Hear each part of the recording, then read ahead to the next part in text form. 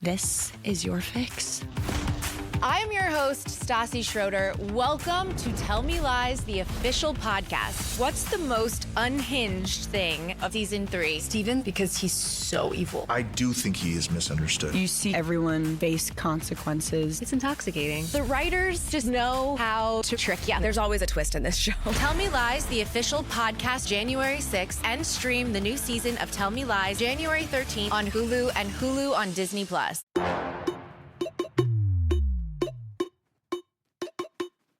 We work hard to strike the right amount of intelligence and ignorance.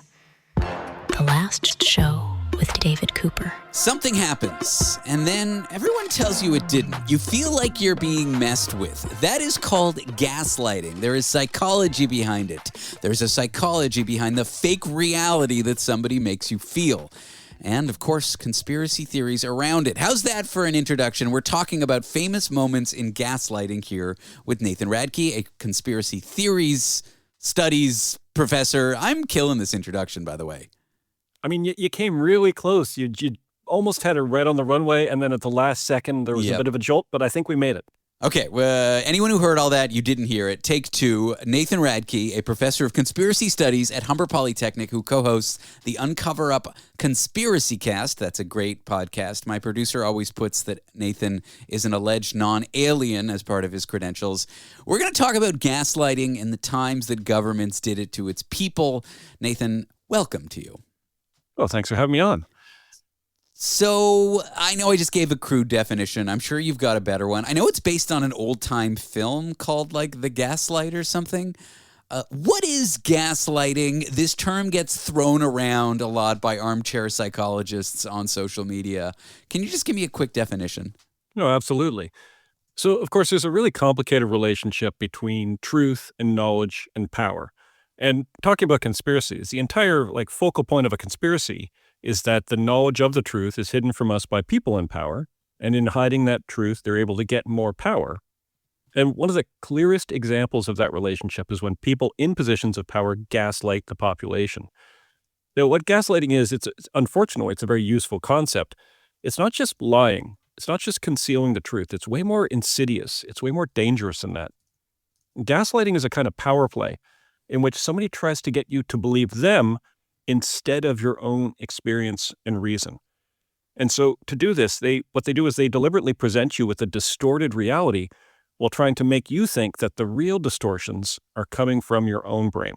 And we hear it in abusive relationships where something bad happens and then one partner just says, that didn't happen. You know, it basically calls into question your whole experience, doesn't it? Yeah, no, exactly. And when you talk about abusive relationships, this is a terrible form of abuse. It's a form of manipulation because it tries to throw uncertainty into a person's own perceptions and thinking. And so obviously when this happens in a relationship, it's an awful, terrible thing. And it's also a terrible thing when it comes from people in political power. And where we often see this coming from, in the same way we see it coming from terrible partners, we see it coming from terrible leaders. Authoritarians in particular find the gaslighting move to be a really tempting one because authoritarians tend to act in ways that protect their own power, even when that comes at the expense of the public. And so to a tyrant, the public's there to serve them, not the other way around. But if you do that long enough, the people might get fed up with it, and they might rise up against you. So both lousy leaders and lousy partners, rather than changing anything about the way that they act or their actions or themselves, they try to change the way that we see reality itself. And we've got some pretty wild examples from history. Should we start with the Baghdad bomb? I feel like this is a good place to start. Oh yeah, good old Baghdad Bob. So back in 2003, the American military is invading Iraq. The American military, of course, much stronger than the Iraqi military. But the Iraqi people had a minister of information, al-Sahaf, and he became known in Western media as Baghdad Bob because he would be on TV constantly, every day, telling the Iraqi people how well the war was going for the Iraqi government. On the daily, you would have all these brave stories about how the Americans were being furiously routed and they were being driven out, and any second the Iraqi troops were going to be in Washington, D.C. And he was saying this despite the fact that the Iraqi citizens, of course, could just look out their window and see how things were going. They could see American tanks in Iraqi cities. But despite that, up until basically the moment that he was captured by American forces, Baghdad Bob was on the TV and on the radio telling everybody, what you see isn't real. What's actually happening is we're winning this war. I wonder if he was in like a prisoner camp, a war prisoner camp in the U.S. base or wherever he got taken to, in his cell, saying how well things were going. Like, do you think these people believe what they're saying? Like, what's the psychology of the gaslighting at this point? I mean, this is such an interesting question, and we ask this about gaslighters, we ask it about cult leaders. Are they getting high on their own supply is the question. And I think it's even more strange and complicated than that. It isn't a question of whether they believe their own lies. It's that the idea of truth entirely is jettisoned. It's abandoned. It doesn't matter. Truth is irrelevant. What matters is the narrative you're trying to push. You're fully committed to that narrative above all other things. Are there examples of this from Western governments, from like liberal democracies? Like, is there a time when the U.S. government did this? Is there a time when, European governments did something like this? Oh, yeah, absolutely. I mean, we can, if we're sticking with war for a second, we can talk about the Vietnam War. Now, of course, famously, the Vietnam War was an extremely difficult war for the Americans to fight, despite having, a far more powerful military than North Vietnam. They were dragged into a war for all sorts of reasons. Asymmetrical warfare is sometimes hard to fight. And so the Vietnam War went very badly for the people of Vietnam and also badly for America. But during that war, for years and years and years, American families were being told by government spokespeople just how well the war was going. In the initial stages of it, they were even told that it wasn't a war at all. And this is despite evidence in the form of news footage on their screens and their sons coming home on planes in coffins. Yeah, wow. Yeah, they basically said, it's going great, we're winning it. But when they actually got to the ground in Vietnam, it was an incredibly tough, difficult, bloody, deadly war to fight that was basically lost by both sides, which I guess is every war, but it was certainly true of this one. And it's certainly a lesson that the American government learned about gaslighting. Because in that war, in the Vietnam War, the American government had very little direct control over journalists. And so while the American government might have been trying to present the war in one narrative, because there was independent journalists doing actual work on the ground, it was very, very difficult for the American government to push that narrative when people could see with their own eyes what was happening on TV screens. Freedom of the press, very important. I'm sure this happened in like the USSR. I mean, this is a government that was totalitarian at times. This was not necessarily a great government to be involved with back then. Were there examples of gaslighting back then? Oh, absolutely. So the thing is, a key part of being a strongman leader is being, strong. But because time comes for all of us, often authoritarian regimes, they tell absurd and hilarious lies about how robust a dictator is, even as their body is decaying and falling into pieces, and their mind is basically turning into goo. We have an example from the 1970s. The leader back then was Brezhnev. Now, I don't know if you remember Brezhnev. He was like the most Soviet guy ever. It's like even in real life, he was in black and white. This was just a grim sort of Frankenstein of a human being. He's the head of the Soviet Union. He was clearly in the 1970s just deteriorating in front of the entire world. His speech was slurred. He was going off on weird tangents. He'd lose his place when he was talking, generally just acting like a malfunctioning robot. But as this was going on, the state media in the Soviet Union was going on and on about how tireless he was, how energetic he was, how engaged he was in the decision-making process. But if we want a real masterclass in some next-level political gaslighting, we'll stay in the Soviet Union, but we need to go back to the 1950s. Every day at Sierra, you'll find top brand apparel, footwear, and gear for 20 to 60% less than department and specialty store prices. And during clearance time at Sierra, those incredible prices are 40 divided by 2.5, carry the 1, even lower. And when you shop clearance at Sierra, you can save a whole lot more on everything you need to get active and outside. That's a lot of saving. Epic brands, vast selection, teeny tiny prices. That's Sierra. Visit your local Sierra store today or shop online at Sierra.com. All right, we're talking moments in gaslighting in history. We're here with Nathan Radke. It is Conspiracy Corner. Nathan is a professor of conspiracy studies at Humber Polytechnic in Toronto, Canada. Check out his podcast. It's called the Uncover Up Conspiracy Cast. Some of the topics we do on our show, this show, Nathan does a deep dive on his podcast. Nathan, welcome back to the program. Always have to be here. Hypothetical, I'm living in a fake totalitarian country that doesn't exist. There is a hero. The government loves them. They're the best citizen in the whole country. They publish it in the newspapers. They put it in books. And the next day they decide that they want to execute him and he's an enemy of the state. They tell me he's always been an enemy of the state. And yet I have the newspaper on my table from last week saying he wasn't. What am I supposed to believe? I mean, that's tricky, right? In order to pull off gaslighting like that, you've got to be like Olympic level. You've got to be professional level. And we do have an amazing example of this. So in the Stalinist Soviet Union, which is always a terrible way to start a sentence, the head of the secret police was just an absolute piece of garbage named Lavrentiy Beria. And amongst other things, he's the guy in charge of rounding people up out of their homes and putting them in gulag prison camps, carrying out mass deportations, an uncountable number of executions. And Beria, just as a person, just a terrible, awful human being in a bunch of different ways. But of course, in Stalin's Soviet Union, the state's the one who gets to decide what reality was. And so nothing is real except that which is allowed by the state to be real, even when the truth is clear for everyone to see with their own eyes. You'd be told there was plenty of food where your cupboards were bare. You'd be told the leader was great and wise and kind when you knew the opposite was true. And even if the state made an abrupt U-turn regarding what everyone was expected to believe, you're supposed to get on board with that ideological whiplash instantly and go along with a new approved reality as if it had been true all along. So under Stalin, this guy Beria, the head of the secret police, who wasn't a monster, he's a great and noble hero of the Soviet Union. And they put out an official state encyclopedia, and in that there's a large entry talking about Beria's heroism and his devotion and his many accomplishments. But here's the thing about tyrants, they tend to end poorly. And so after Stalin died, his reality dies along with him. And the people who are closest to him, they counted on his reality. And now they're in trouble.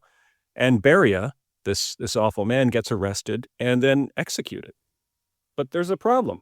The encyclopedias! The encyclopedias, it's sitting in people's homes. It's on paper.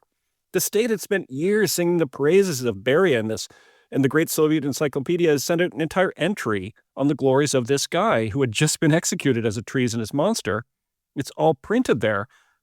So the big lesson here is don't put out a state encyclopedia? Is that how you fix this problem? Is that why the U.S. and Canada don't put out state encyclopedias? But here's what you do. So the solution was some absolute next-level, top-notch, industrial-grade gaslighting. Because people who had a copy of the encyclopedia were sent some extra encyclopedia pages on the Bering Strait, along with instructions on how to cut the pages out on Beria and replace them with the new pages. But they can still read the old pages. You could still read the old pages, but you're not supposed to read the old pages. And the reason why this is such an amazing, Olympic-level manipulation is that people they're basically being instructed to participate in the lie. They've been asked to gaslight themselves. This is when you know you're dealing with real professionals, because what you've done is you forced the target of the lie to share the responsibility for the lie with the liars. Okay. And would people get in trouble if they didn't cut out the pages? Would the state police come to your house and check your encyclopedia? How do you enforce this? It's preposterous. Well, I will say this. If the secret police come to your house, which of course in an authoritarian state is not an unusual thing to happen, and they find that your encyclopedia still has those pages in it, you're now, you're a traitor. Despite the fact that you could say, but you were the ones who told me this guy was a hero. This is the thing about gaslighting. It doesn't make any sense. It doesn't have any kind of consistency. It's full of all these weird contradictions. And that in itself is part of the weaponizing of this. Because what this does is it makes people feel completely disoriented. It makes people feel like everything is possible. Nothing is true and everything is possible. And it should be fairly obvious why this is a poisonous thing to have in a relationship, either with a partner or a leader. Because you just end up in a state of bewilderment. You end up with nowhere that you can stand that feels safe. You lose confidence in your own ability to discern reality. And ironically, that makes you even more reliant on the person who's gaslighting you. It must make people feel totally out of their minds. Like, I put my keys in the key dish in the front of the house, and one day Miranda borrowed my keys and she put them somewhere else. She wasn't trying to gaslight me. She wasn't trying to, mess with me, but she did by accident. I go to the front of the house, my keys aren't there, but in my mind, I swear I put them there, and I start to feel nuts over just this accidental interaction. When reality doesn't match up to what you saw, you start to go out of your mind very quickly. We like to think that we have a really firm grasp on reality, but the truth is exactly as you say. It doesn't take very much for us to start to think, wait a second, can I trust my own perceptions? Can I trust my own memories? And of course, perception and memory are flawed, but when you're being gaslit, it gets cranked up to 11. And so once you have internalized that idea that your own experiences, your own memories can't be trusted, then what happens is you become dependent on that other person who's gaslighting you to provide and explain reality to you. And we end up staying in these abusive situations, either politically or personally, for longer, because that's the only life raft we see. Yeah. Now, this would never happen in Canada where you live and where I grew up. This would never happen in the United States, except for maybe the Vietnam War example you gave. But suppose someone found themselves in this situation where they think maybe the government's lying to them with a narrative. What do you recommend someone do? Well, the first thing you should do is recognize that it's happening and understand that those feelings that you're having of alienation, of anxiety, maybe depression, those are coming from this gaslighting situation. Because when you no longer feel like you have any kind of grasp on a truth or reality, it results in loss of agency, results in lacks of feeling of freedom. And it's a feedback loop because the gaslighting reduces confidence, and then that lack of confidence drags you back into the parasitic embrace of the gaslighter. And of course, like almost every situation, the situation is complicated by generative AI now, because it's given the gaslighter two new weapons against the truth. They can tell us that a real video is just AI. Yeah. They can show us an AI video and tell us it's the truth. And so... Oh, no. I know, but there is hope. Okay, give it to me. I need it at this point. Yeah. Because, one of the... to understand the hope, we got to get a bit sadder first. Because one of the tragedies is that gaslighting preys on a quality that's actually helpful for us to get closer to the truth, and that's self-doubt.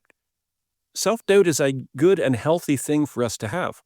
When we're not 100% certain of our beliefs, we're more willing to listen to new evidence and arguments and things like that. But that's what the gaslighter takes advantage of, that self-doubt. So we need to kind of join that philosophical humility with a steely-eyed focus on reason and rationality, to help us make sure that people aren't trying to spit in our faces and tell us that it's raining. Wow. This has been a great discussion on gaslighting. Thanks for sharing those examples. You can check out Nathan Radke, professor of conspiracy studies at Humber Polytechnic's podcast. It's called the Uncover Up Conspiracy Cast. Nathan, we have just a few moments. What could I look forward to, or what could I hear if I checked out your podcast today? Well, coming up, we're going to distract ourselves a bit. We're going to move away from all this horror and talk about a famous alien encounter in England that happened in Rendlesham Forest, which it's considered like England's Roswell. But as you'll see, if you'll check out the podcast, it's much more interesting and compelling than Roswell ever was. Ooh, I'm looking forward to that. Nathan Radke is also an alleged non-alien. Nathan, thanks for joining me on Conspiracy Corner. This has been a great joy. Thanks for having me on. Welcome to Survivor 50. February 25th on Global. We chose you to represent 25 years of the greatest adventure on television. It's the biggest season ever. The twist is going to open up Pandora's box. Now I see Zach Brown on Survivor. Welcome to Survivor, Mr. Beast. Feels a little like a high school reunion meets a massacre. Survivor 50th season, Wednesday, February 25th on Global. Stream on Stack TV.